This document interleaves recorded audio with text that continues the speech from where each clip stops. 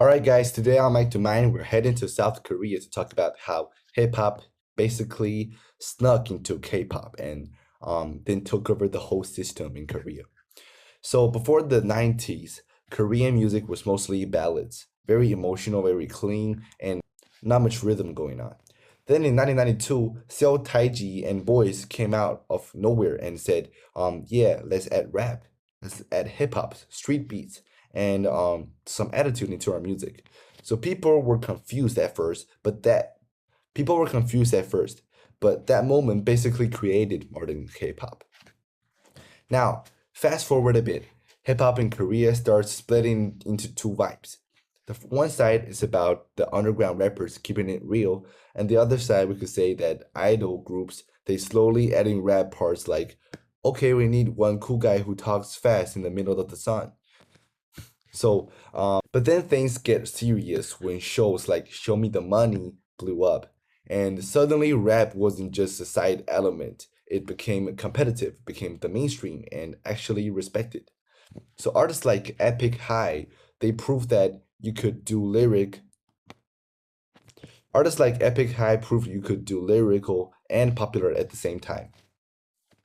Now, here's where it gets interesting. K-pop didn't just use hip hop anymore. It starts building songs around it. Take Big Bang for example. Take Big Bang for example.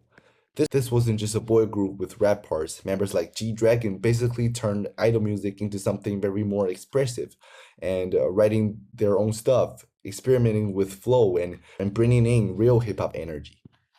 So when you get BTS, who claimed when you get BTS, who leaned even harder into hip hop in their early days, like this wasn't just for aesthetics. Members like RM and Suga actually came from underground rap backgrounds. So you can hear it in their delivery, their lyrics, and their whole vibe.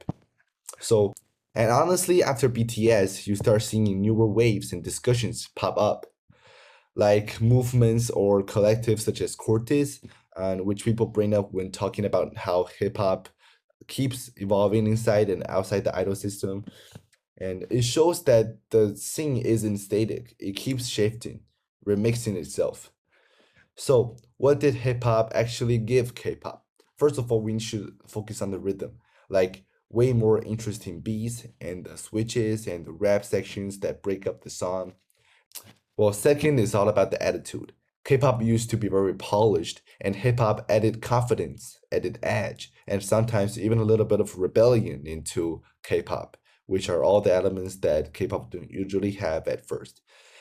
Third is the style, the fit, the choreography, the whole crew energy, and that's hip-hop influence all over it. Well, but here's the real question. Did K-pop change hip-hop too?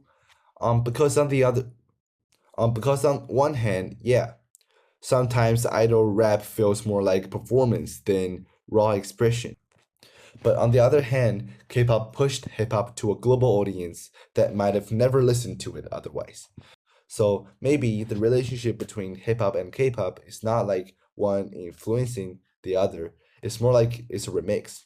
And hip-hop gives K-pop its backbone, and K-pop turned around and gave hip-hop a new kind of global spotlight and influences. So honestly, we are still watching that evolution happen in real time. And that's it for today's Mic to Mic. See ya.